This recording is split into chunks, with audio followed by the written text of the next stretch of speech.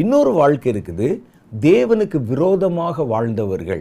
இந்த உலகத்தில் வசனமாவது பைபிளாவதுன்னு சொல்லி தங்களுடைய மனம் போனபடியும் வாழ்கிற ஒரு வாழ்க்கை. இப்படிப்பட்டவர்களுக்கு மரணம் வந்த பிறகு அவங்களுடைய ஆவியும் கூட நித்தியமானது தான், அதுவும் அழிஞ்சிராது. ஆனால் அது வாழ்க்கையை வாழ எங்கே போகும் தெரியுமா? ஒரு இருண்ட இடம் இருக்கிறது, நெருப்பதில் பற்றி இருக்கிறது, ஒரு தண்டனை களம் இருக்கிறது. யாருக்கு அந்த தண்டனைனா, அவர்களுக்கு கொடுக்கப்பட்ட வாழ்க்கையை தங்கள் மனம் போனபடி வாழ்ந்து தங்களுடைய மாம்சத்திற்கும் இச்சைக்கும் இடம் கொடுத்து தேவன் இல்லாமல் இந்த உலகத்தில் வாழ்ந்தாங்கள்ல, அவர்களுக்கு ஒரு தண்டனை களம் இருக்கிறது. அதைத்தான் நம்ம நரகம் என்று சொல்லுகிறோம், பாதாளம் என்று சொல்லுகிறோம்.